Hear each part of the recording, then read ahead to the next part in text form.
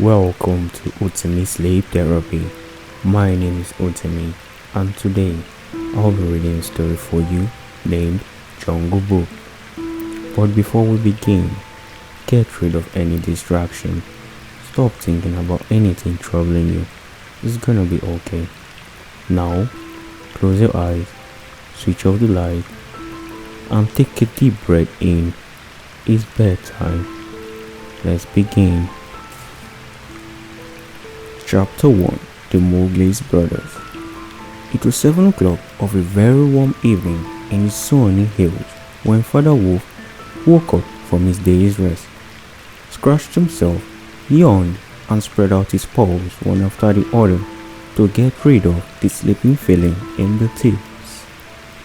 Mother Wolf lay with her big grey nose dropped across her 4 tumbling, squealing cubs, and the moon shone into the mouth of the cave where they all lived.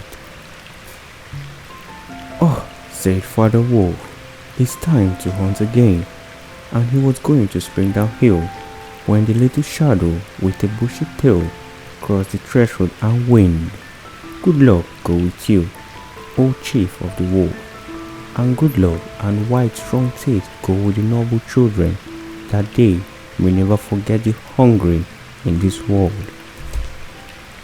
It was a jackal, Tabakyu the dish laker, and the wolf of India despised Tabakyu because he runs about making mischief and telling tales and eating rags and pieces of the leather from the village rubbish heaps. They are afraid of him too because Tabakyu, more than anyone else in the jungle, is apt to go mad, and then he forgets that he's ever afraid of anyone and runs through the forest biting everything in his way. Even the tiger hides from the little Tabakyu when he goes mad, for madness is the most disgraceful thing that can overtake a wild creature. We call it hydrophobia, but they call it the one, the madness and the run. "Enter then and look," said Father Wolf stiffly, "but there's no food here." "For a wolf, no," said Tabakyu, "but for so a mean person as myself, a dry bone is a good feast. Who are we, the Gidolo, the jackal people, to choose and pick?" He scuttled to the back of the cave where he found a bone of buck with some meat on it and sat crackling the end merrily. "All thanks for this good meal," he said, licking his lips. "How beautiful are the noble children, how large are their eyes, and young too. Indeed, indeed, I might have remembered that the children of the kings are men from the beginning." Now, Tabakyu knew as well as anyone else that there is nothing so unlucky as to compliment children to their faces, and it pleased him to see Mother and Father Wolf look uncomfortable. Tabakyu sat still, rejoicing in his mischief that he had just made, and then said spitefully, "Shekan, the big one, has shifted his hunting grounds. He will hunt among these hills during the next month, so he has told me." Shekan was a tiger who lived near the Weigugang River 20 miles away. "He has no right," Father Wolf began angrily. "By the law of the jungle, he has no right to change his quarters without fair warning. He will frighten every head of game within 10 miles, and I have to kill for 2 these days." "His mother did not call him Lungre, the lame one, for nothing," said Mother Wolf quietly. "He has been lame in one foot from his birth. That is why he only killed cattle. Now the villagers of Wanguka are angry with him, and he has come here to make our villagers angry. They will scour the jungle for him when he is far away, and we and our children must run when the grass is set alight." "Indeed, we are very grateful to Shere Khan. Shall I tell him of your gratitude?" said Tabakyu. "Out!" snapped Father Wolf. "Out and hunt with thy master. Thou hast done enough harm for one night." "I go," said Tabakyu quietly. You can hear Shere Khan in the tickets. I might have saved myself the message. Father Wolf listened, and in the dark valley that ran down to the little river, he heard the dry, angry, snarling, sing-song whine of a tiger who has caught nothing and does not care if the whole jungle knows it. "The fool," said Father Wolf, "to begin the night walk without noise. Does he think that our bullocks are like his fat Wangaku bullocks? Hush! It is neither bullock nor buck that he hunts tonight," said Mother Wolf. "It is man. The wind has changed to a sort of homing paw that seemed to roll from every quarter of the compass. It was the noise that bewilders woodcutters and grizzlies sleeping in the open and makes them run sometimes into the mouth of the tiger." "Man," said Father Wolf, showing all his white teeth. "Are there not enough beetles and frogs in the tanks that he must eat man, and on our ground too? The law of the jungle, which never orders anything without a reason, forbids every beast to eat man except when he is killing to show his own children how to kill. And then he must hunt outside the hunting ground of his own pack or tribes. The real reason for this is that man killing means sooner or later the arrival of white men on elephants with guns and hundreds of brown men with guns and rockets and torches. Then everyone in the jungle suffers. The reason the beasts give among themselves is that man is the weakest and the most defenseless of all living things, and it is unsportsmanlike to touch him. They say too, and it is true, that man-eaters become mangy and lose their teeth. The paw grew louder and ended in the full-throated "Arr" of a tiger's charge. Then there was a howl, an untigerish howl from Shere Khan. "Has he missed?" said Mother Wolf. "What is it?" Father Wolf ran out a few paces and heard Shere Khan muttering and mumbling savagely as he has stumbled about in the scrub. "The fool has had no more sense than to jump at a woodcutter's fire camp. So he has burnt his feet," said Father Wolf with a grunt. "Tabacue is with him." "Something is coming uphill," said Mother Wolf, twitching one of her hair. "Get ready." The bushes rustled a little in the thicket, and Father Wolf dropped with his haunches under him, ready for his leap. Then, if you have been watching, you would have seen the most beautiful thing in the world. The wolf checked in the mid-spring.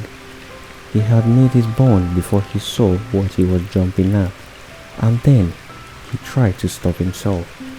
The result was that he shot up straight into the air for 4 or 5 feet, landing almost where he left the ground. "Man!" he snapped. "A man cub, look!" Directly in front of him, holding on by a low branch, stood a naked brown baby who could just walk, as soft and as dimpled, a little thing to ever come to a wolf cave at night. He looked up to Father Wolf's face and laughed. "Is that a man cub?" said Mother Wolf. "I have never seen one. Bring it here."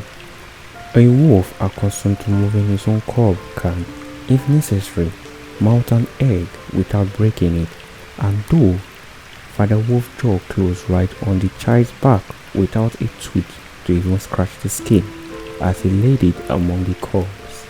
"How little, how naked, and how bold," said Mother Wolf softly. The baby was pushing his way between the cubs to get close to the warm hide. "Ah, he is taking his meal with the others. And so is this a man's cub. Now, was there ever a wolf that could boast of a man's cub among her own children? I have heard now and again of such a thing, but never in our own pack or in my time," said Father Wolf. "He is altogether without hair, and I could kill him with one touch of my foot. But see, he looks up and is not afraid." The moonlight was blocked out of the mouth of the cave, for Shere Khan, the great square head and shoulders were thrust into the entrance. Tabaqui behind him was quickly, my lord, it went in here. Shere Khan does us a great favor, said Father Wolf, but his eyes were very angry. What does Shere Khan need? My query. A man cub went this way, said Shere Khan. His parents have run off. Give it to me. Shere Khan had jumped at the woods gutter campfire, as Father Wolf had said, and was furious from the pain of his burnt foot.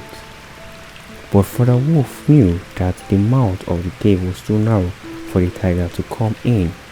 Even where he was, Shere Khan's shoulders and forepaws were cramped for want of a room, as a man could be if he tried to fight in a barrel. The wolves are a free people, said Father Wolf. They take orders from the head of the pack and not from any street cattle killer. The man cub is ours to kill if we choose.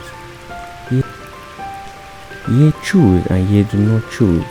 What talk is this of choosing? By the bull that I have killed, am I to stand nosy into your dog's den for my fair dues? It is I, Shere Khan, who speak. The tiger roar filled the cave of thunder. Mother Wolf shook her head clear of the corpse and sprang forward, her eyes like two green moons in the darkness, fading the blazing eyes of Shere Khan. And it is I, Raksa, the demon, who answer. The man's cub is mine. Look remain to me. He shall not be killed. He shall live to run with the pack and to hunt with the pack. And in the end, look you, hunter of little naked cubs, frog eater, fish killer, he shall hunt thee. Now get hence, or by the sambo that I killed, I eat no starved cattle.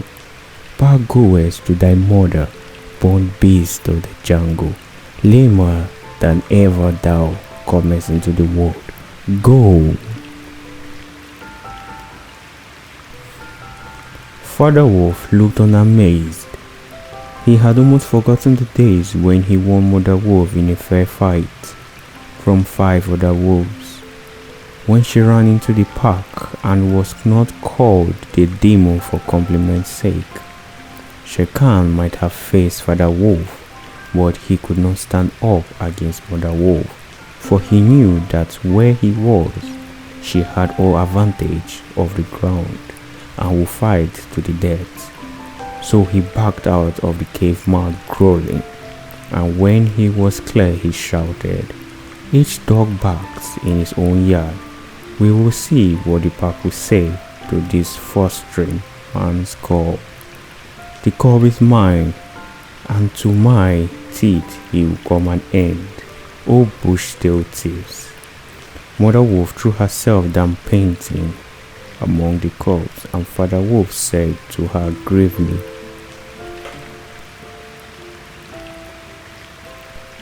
Shere Khan speak this much truth.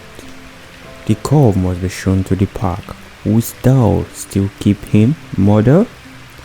Keep him? She gasped. He came naked by night, alone and very hungry. Yet he was not afraid. Look, he has pushed one of my babes to one side already. And that lame butcher would have killed him, and would have run off to Warukan while the villagers be here hunting through our lays to our revenge. Keep him? Assuredly I will keep him. Lie still, little frog, O thou Mowgli, for Mowgli the frog I shall call thee. The time will come when thou wilt hunt Shere Khan as he has hunted thee. But what will our pack say? Said Father Wolf. The law of the jungle lays down very clearly that any wolf may, when he marries, withdraw from the pack he belongs to. But as soon as his cubs are old enough to stand on their feet, he must bring them to the council. which is generally held once a month at full moon, in order that the other wolves may identify them. After that inspection, the cubs are free to run wherever they please, and until they have killed their first buck, no excuse is accepted if a grown wolf of the pack kills one of them. The punishment is death, where the murderer can be found. If you think for a minute, you would see that this must be so, for the wolf waited till his cubs could run a little, and then on the night of the pack meeting took them and Mowgli and the mother wolf to a council rock, a hilltop covered with stones and boulders, where 100 wolves could hide. Akela, the great grey lone wolf, who led all the pack by strength and cunning, lay out at full length of his rock, and below him sat 40 or more wolves of every size and color, from Bajal color veterans who could handle a buck alone, to young black 3-year-olds who thought they could. The lone wolf had led them for a year now. He had fallen twice into a wolf trap in his youth, and once had he been beaten and left for the dead, so he knew the manners and customs of men. Chapter 2. The meeting at the council rock. There was very little talking at the rock. The cubs stumbled over one another in the center of the circle where their mothers and fathers sat, and now again a senior wolf would walk up quietly to a cub, look at him carefully, and return to his place on noiseless feet. Sometimes a mother would push her cub far out into the moonlight to be sure that he had not been overlooked. A killer from his rock would cry, "Ye know the law, ye know the law. Look well, O wolves."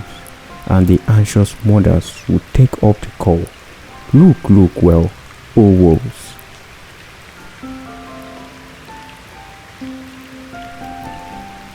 At last, and Mother Wolf neck bristled lifted as the time came.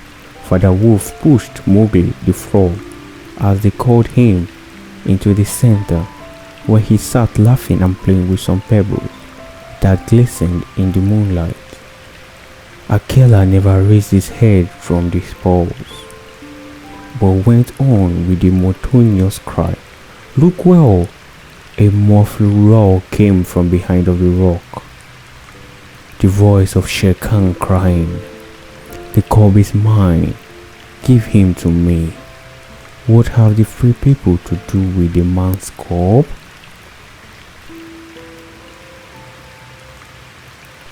Akela never even twitched his ears. All he said was, "Look well, O wolves. What have the free people to do with the orders of any to save the free people? Look well." There was a chorus of deep growls, and a young wolf in his 40th flung back Shere Khan questions to Akela. What have the free people to do with the man's cub? Now the law of the jungle lays down that if there is any dispute as to the right of a cub to be accepted by the pack, he must be spoken for by at least 2 members of the pack who are not his father or mother. "Who speaks for this cub?" said Akela. "Among the free people, who speaks?" There was no answer, and Mother Wolf got ready for what she knew would be her last fight if things came to fighting. Then the only other creature who was allowed in the pack council, Balu, the sleepy brown bear, who teaches the wolf cubs the law of the jungle. Old Balu, who can come and go where he pleases because he eats only nuts and roots and honey, rose up on his hind quarters and grunted. "The man's cub? The man's cub?" he said. I speak for the man's call. There is no harm in the man's call. I have no gifts of words, but I speak the truth. Let him run with the pack and be entered with the others. I myself will teach him. We need yet another, said Akela. Balu has spoken, and he is our teacher for the young cubs. Who speaks beside Balu?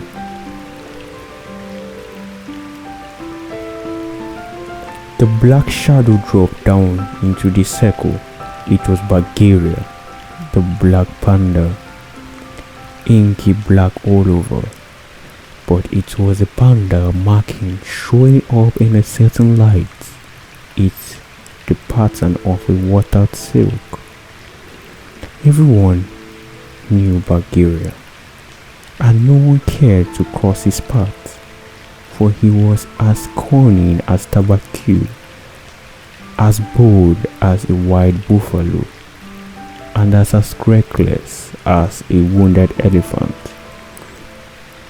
But the voice he had was as soft as white honey dripping down a tree, and his skin softer down there. "O Akela and ye, the free people," he said, "I have no right to speak in your assembly, but the law of the jungle says that if there is any doubt, which is not killing the matter in regard of a new cub, the life of that cub may be bought at a price, and the law does not say who may or may not pay the price. Am I right?" "Good, good," said the young wolves, who were always hungry. "Listen to Bulgaria. The wolf can be bought at a price. It is the law.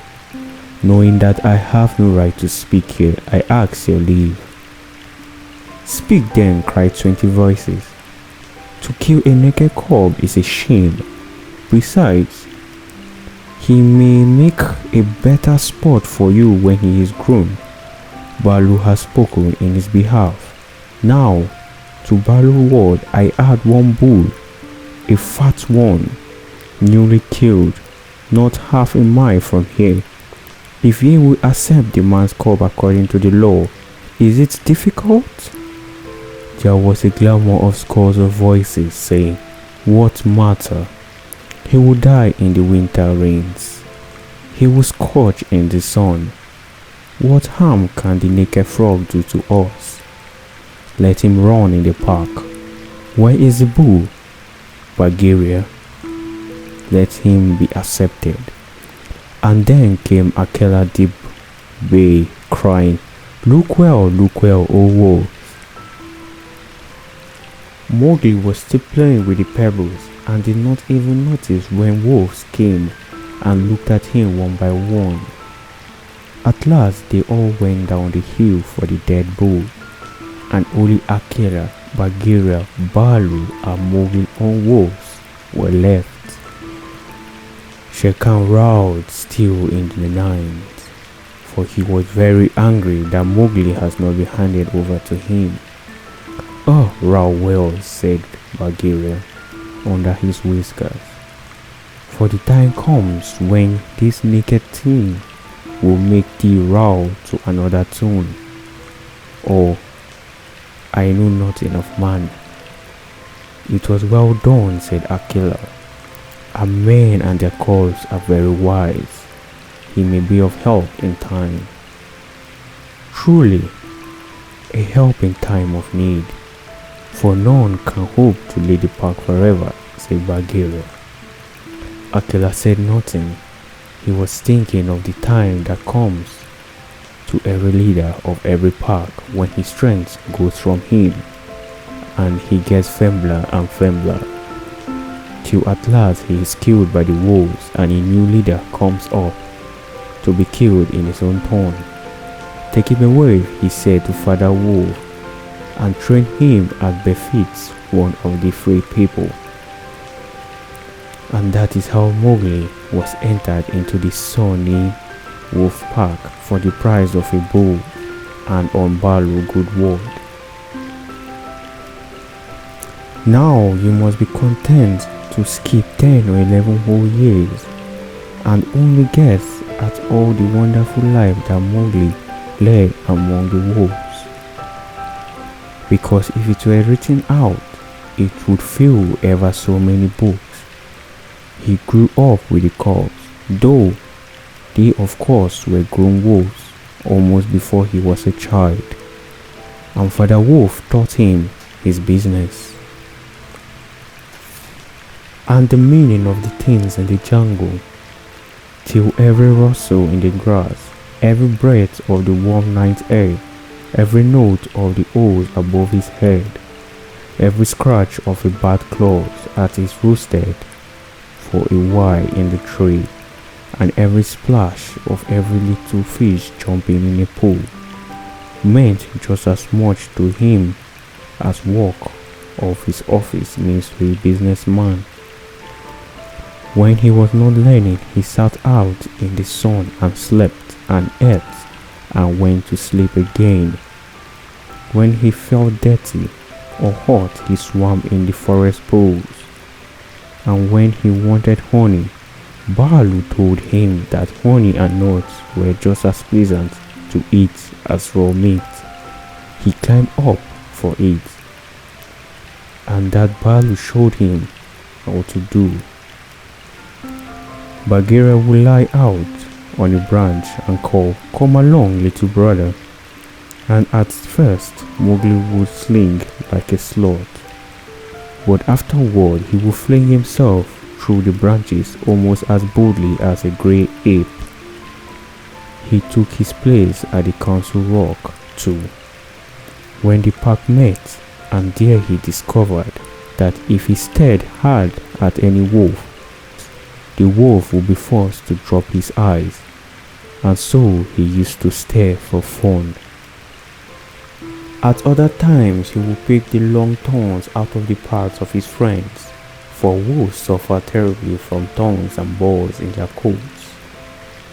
He would go down the hillside into the cultivated land by night and look very curiously at the villagers in their huts. But he had a mistrust for men, because Bagheera had showed him a square box with a drop gate so cunningly hidden in the jungle that he nearly walked into it, and told him it was a trap. He loved better than anything else to go with Bagheera into the dark, warm heart of the forest, to sleep all through the drowsy day, and at night see how Bagheera did his killing. Bagheera killed right and left as he felt hungry, and so did Mowgli, with one exception. As soon as he was old enough to understand things, Bagheera told him that he must never touch a cattle, because he had been bought into the park at the price of a bull's life. "All the jungle is thine," said Bagheera, "and thou canst kill everything thou art strong enough to kill. But for the sake of the bull that bought thee, thou must never kill or eat any cattle, young or old. That is the law of the jungle." Mowgli obeyed faithfully, and he grew stronger and stronger as a boy must grow, who does not know that he is learning any lessons, and who has nothing in the world to think except to eat. Mother Wolf told him once or twice that Shere Khan was not a creature to be trusted, and that someday he must kill Shere Khan. But though a young wolf will remember this every hour, Mowgli forgot it because he was only a little boy. Though he would have called himself a wolf if he had been able to speak in any human tongue, Shere Khan was always crossing his path in the jungle. For as Akela grew older and firmer, the lame tiger had to come to be great friends with the younger wolves of the pack, who followed him for scraps, a thing Akela would have never allowed if he had dared to push its authority to the proper bounds. Then Shere Khan would flatter them and wonder that such a fine young hunters were content to be led by a dying wolf and a man's cub.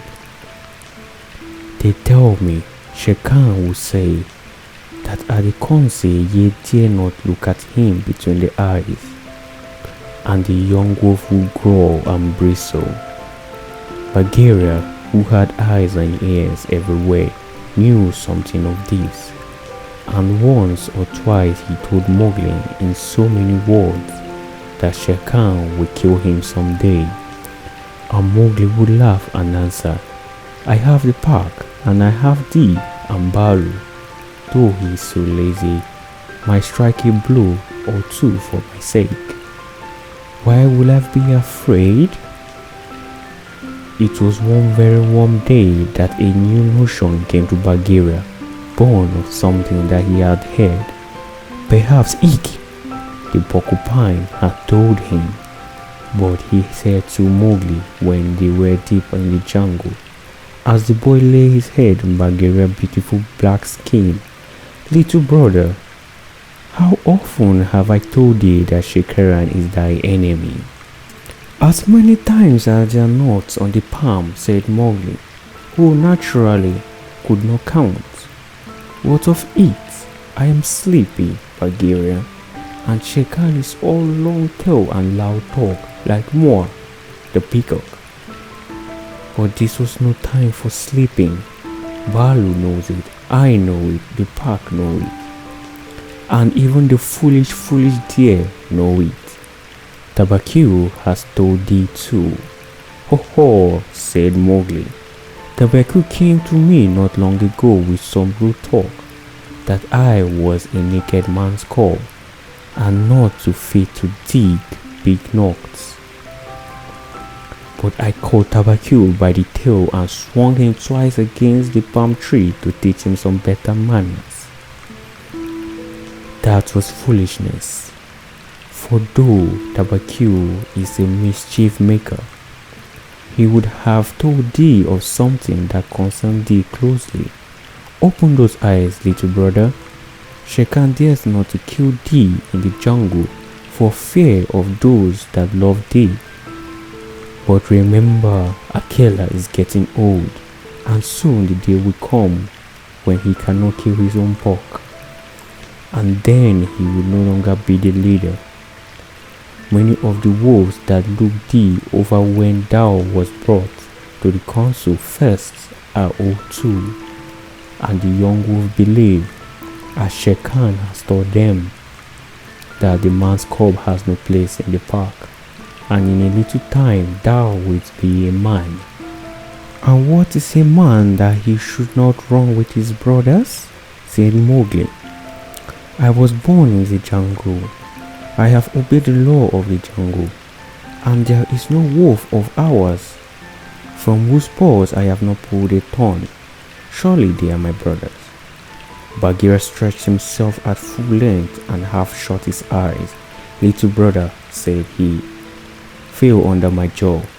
Mowgli put his strong brown hand, and just below Bagheera's silk chin, where a giant rolling muscles were all hid in a glossy hair, he came upon a little bald spot. There is no one in the jungle that knows that I, Bagheera, carry that mark, the mark of the collar, and yet, little brother, I was born among men, and it was among men that my mother died, in the cages of the king's palace of Odepur. It was because of this that I paid the price for thee at the council, when thou was a little naked cub. Yes, I too was born among men. I had never seen the jungle. They fed me behind bars from an iron pan, till one night I felt that I was Bagheera, the panda, and no man's plaything. And I broke the silly lock in one blow of my paw and came away. And because I have learned the ways of men, I became more terrible in the jungle than Shere Khan. Is it not so?" "Yes," said Mowgli. All of the jungle feared thee, Bagheera, except Mowgli. "Oh, thou art a man cub," said the Black Panda very tenderly, "and even I return to my jungle, so thou must go back to men at last, to the men who are thy brothers, if thou art not killed in the council." But why should any wish to kill me?" said Mowgli.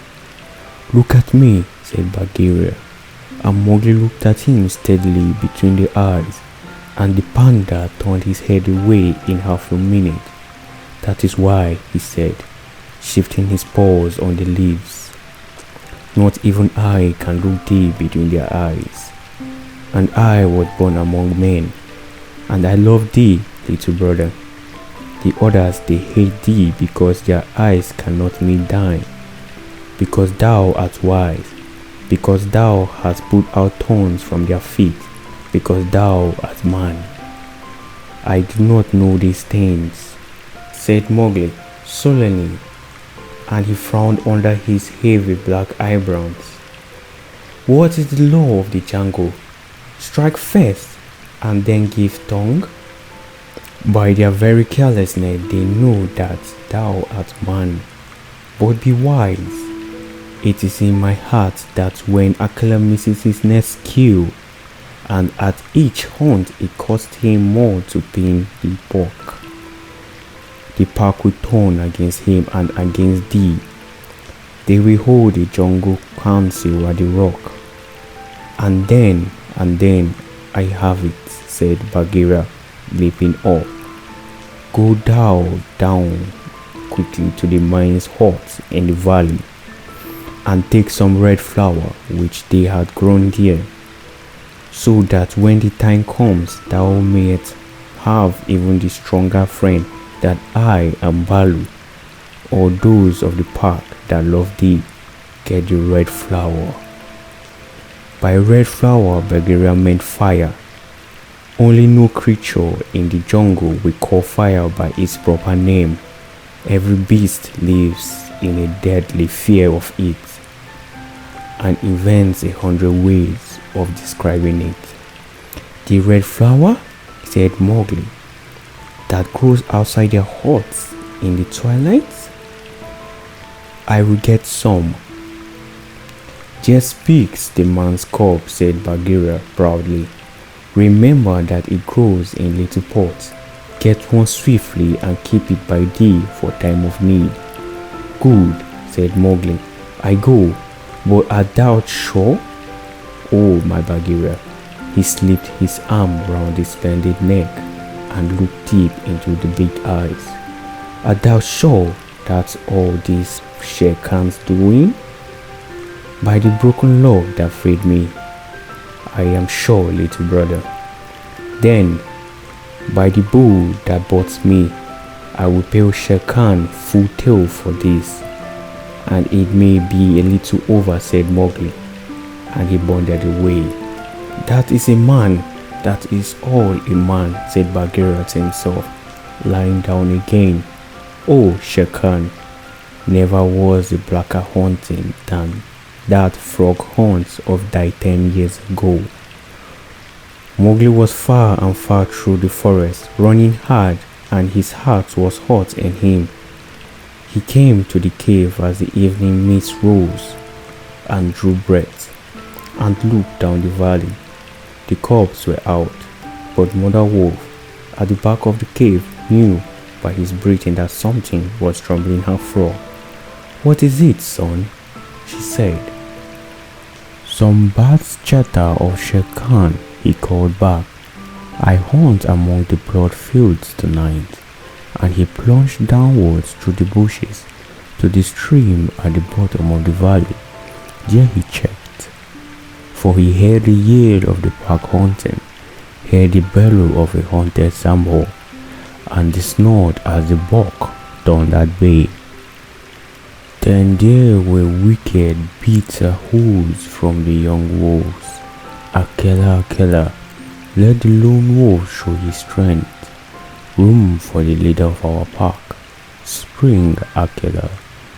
The lone wolf must have sprung and missed his hold, for Mowgli heard the snap of his teeth, and then a yelp as the sample knocked him over with his 4 foot. He did not wait for anything more, but dashed on, and the yells grew fainter behind him as he ran into the croplands where the villagers lived. Bagheera spoke truth, he panted, as he nestled down into some cattle fodder by the window of the hut. Tomorrow is one day for Akela and for me. Then he pressed his face close to the window and watched the fire of the earth. He saw the husbandman's wife get up and feed it in the night with black lumps. And in the morning came, and the mists were all white and cold. He saw the man's child pick up the wicker pot plastered inside of earth, filled it with lumps of red hot charcoal, put it under his blanket, and go out to tend the cows in the brae. "Is that all?" said Mowgli. "If a cock can do it, there is nothing to fear." So he strode around the corner and met the boy, took the pot from his hand, and disappeared into the mist, while the boy howled with fear. "They are very like me," said Mowgli, blowing into the pot as he had seen the woman do. "This thing would die if I did not give it things to eat." And he dropped twigs and dry bark on the red stove. Halfway up the hill he met Bagheera in the morning, dew shining like moonstones on his coat. "Akela has missed," said the panda. "They would have killed him last night, but they needed thee also. They were looking for thee on the hill. I was among the blond land. I am ready. Look," Mowgli held up the fire pot. "Good. Now I have seen men thrust a dry branch into that stove, and presently the red flower blossomed at the end of it. Art thou not afraid?" "No. Why should I fear? I remember now, if it's not a dream, how, before I was a wolf, I lay behind the red flower, and it was warm and pleasant. All that day Mowgli sat in the cave tending his fire pot and dipping dry branches into it to see how they looked. He found a branch that satisfied him, and in the evening when Tabaqui came into the cave and told him rudely enough that he was wanted in the council rock, he laughed till Tabaqui ran away. Then Mowgli went to the council, still laughing. Akela the lone wolf lay by the side of his rock as a sign that leadership of the pack was open. And Shere Khan with his following scrap-fed wolves walked to and fro openly, being flattered. Bagheera lay close to Mowgli, and the fire pot was between Mowgli's legs. When they were all gathered together, Shere Khan began to speak, a thing he would have never dared to do when Akela was in his prime. "He has no right," whispered Bagheera. "Say so. He is a dog's son. He will be frightened." Mowgli sprang to his feet. "Free people," he cried. "Does Shere Khan lead the pack? What has a tiger to do with our leadership?" Saying that the leadership is yet open and being asked to speak, Shere Khan began. "By whom?" said Mowgli. "Are we all jackals to be flown on this cattle butcher? The leadership of this pack is with the pack alone." There were years of silence. "Though man's cub, let him speak. He has kept our law." And at last the seniors of the pack thundered, "Let the dead wolf speak." When a leader of the pack has missed his kill, he is called a dead wolf as long as he lives, which is not long. as a rule. Akela raised his old head wearily. Free people, and ye too, jackals of the Shere Khan. For 12 seasons have I led ye to and from the kill, and in all that time not one had been trapped or maimed. Now I have missed my kill. Ye know how the plot was made. Ye know how ye brought me up from an untried pork to make my weakness known. It was cleverly done. Your right is to kill me here on the council rock now.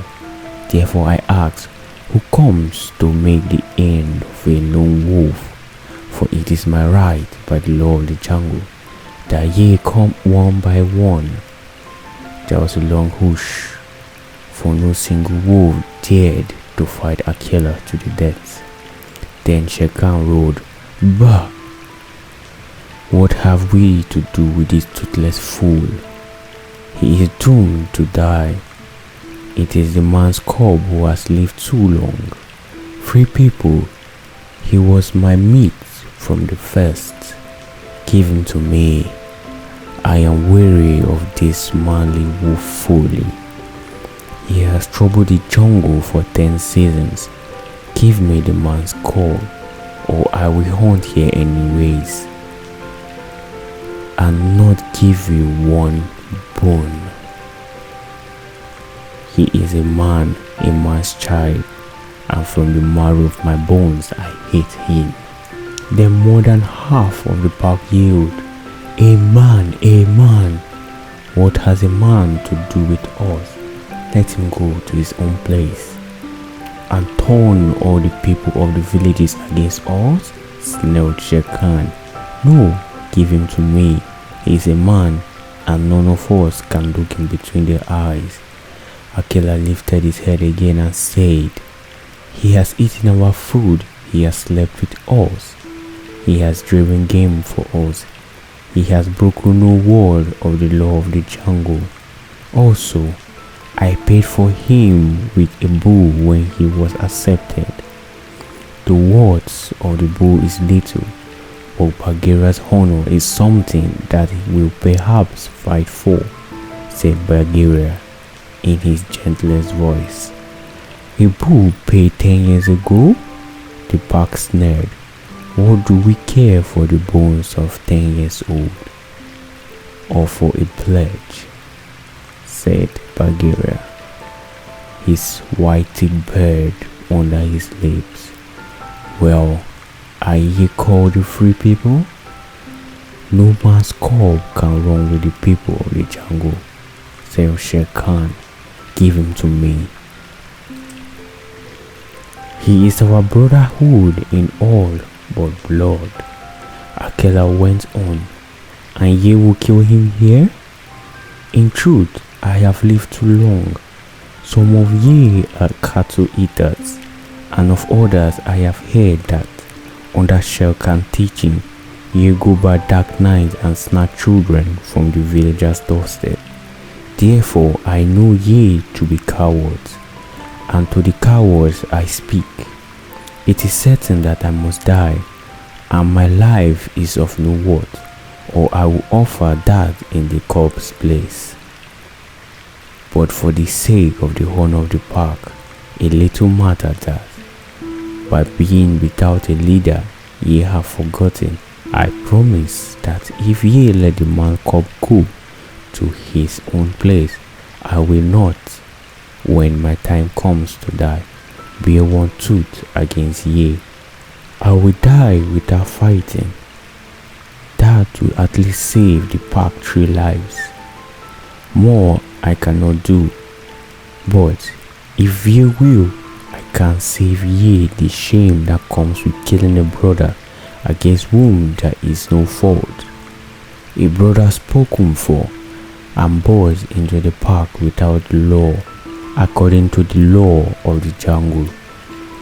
He is a man, snared the pack, and most of the wolves began to gather around Shere Khan, who still beginning to screech. Now the business is in their hand, Bagheera said to Mowgli. "We can do no more except fight." Mowgli stood upright, the fire pot in his hands. Then he stretched out his arms and yawned in the face of the council. But he was furious with rage and sorrow, for, wolf-like, the wolf had never told him how they hated him. "Listen, you," he cried. "There is no need for this dog's jabber. Ye have told me so often tonight that I am a man, though indeed I would have been a wolf with you till my life's end. That I feel your words are true. So I do not call ye my brothers anymore, but sag, dogs, as a man should. What ye would do and what ye would not do is not your say. That matter is with me, and that we may see the matter more plainly. I, the man, have brought ye the little red flower, which ye dogs fear." He flung the fire pot on the ground, and some of the red coals lit the top of dried mass that fled up as the council drew back in terror before leaping flames. Mowgli thrust his dead branch into the fire till the twigs lit and crackled, and waved it above his head among the quarreling wolves. "Thou art the master," said Bagheera in an undertone. "Save Akela from the deaths. He was ever thy friend." Akela, the grim old wolf who had never asked for mercy in his life, gave one piteous look at Mowgli as the boy stood all naked, his long black hair tossing all over his shoulders in the light of the blazing branch that made the shadows jump and quiver. "Good," said Mowgli, staring around slowly and thrusting out his lip. "I see that ye are dogs. I go from you to my own people. If they be my own people, the jungle is shut to me, and I must forget your talk and companionship. But I will be more merciful than ye are, because I was all but your brother in blood. I promise that when I am a man among men, I will not betray ye to the men, as ye has betrayed me." He killed the fire with his foot, and the sparks flew. "There shall be no war between any of us and the pack. But here is a debt to pay before I go." He strode forward to where Shere Khan sat, blinking stupidly at the flames, and caught him by the tuft on his chin. Bagheera followed him close in case of accident. "Up, dog," Mowgli cried. "Up, when a man speaks, or I will set ye coats ablaze." Shere Khan's ears lay flat back on his head, and he shut his eyes, for the blazing branch was very near. This cattle killer said he was going to kill me at the council, because he had not killed me when I was a cub. Toss and toss. Then, do we beat dogs when we are men? Stir a whisker, Lungri, and I ram the red flower down thy gullet. He beat Shere Khan over the head with a branch, and the tiger whimpered and whined in agony of fear. "Bah!" sang the jungle cat. "Go now, but remember when next I come to the council rock, as a man should come, it will be with Shere Khan's head on my hand. For the rest, Akela goes free to live as he pleases. You will not kill him, because that is not my will. Nor do I think that ye will sit here any longer, lolling out your tongues as though were somebody's. Indeed, of those whom I drive out, those go The fire was burning ferociously at the end of the branch, and Mowgli struck right and left round the circle, and the wolves ran howling with the sparks fire burned their fall. At last there was only Akela, Bagheera, and perhaps 10 wolves that had taken Mowgli's part. Then something began to hurt Mowgli inside of him, as he had never been hurt in his life before, and he caught his breath and sobbed, and the tears ran down his face. "What is it? What is it?" he said. "I do not wish to leave the jungle, and I do not know what this is. Am I dying, Bagheera?" "No, little brother. Those are only tears such as men use," said Bagheera. "Now I know thou art man, and a man cub no longer. The jungle is short indeed to thee henceforth. Let them fall, Mowgli. They are only tears." So Mowgli sat and cried as though his heart would break, and he had never cried in his life before. "Now," he said, "I will go to men, but first I must say farewell to my mother." And he went down the cave where she lived with Father Wolf, and he cried on her coat while the 4 cubs howled miserably. "Ye will not forget me," said Mowgli. "Never while we can follow a trail," said the cubs. "Come to the foot of the hill when thou art man, and we will talk to thee, and we will come into the croplands to play with thee by night." "Come soon," said Father Wolf, "O wise little frog. Come again soon, for we will be old, thy mother and I." "Come soon," said Mother Wolf, "little naked son of mine. For, listen, child of man, I love thee more than I have ever loved my cubs." "I will surely come," said Mowgli. "And when I come, it will be to lay out Shere Khan's hide upon the rock council. Do not forget me. Tell the jungle never to forget me." The dawn was beginning to break when Mowgli went down hillside alone to the crops to meet those mysterious things that they call men. The Haunting Song of Sunny Park. As the dawn was breaking, the Sambo bellied once, twice, and again, and the doe leaped up from the pond into the wood where the white deer sucked.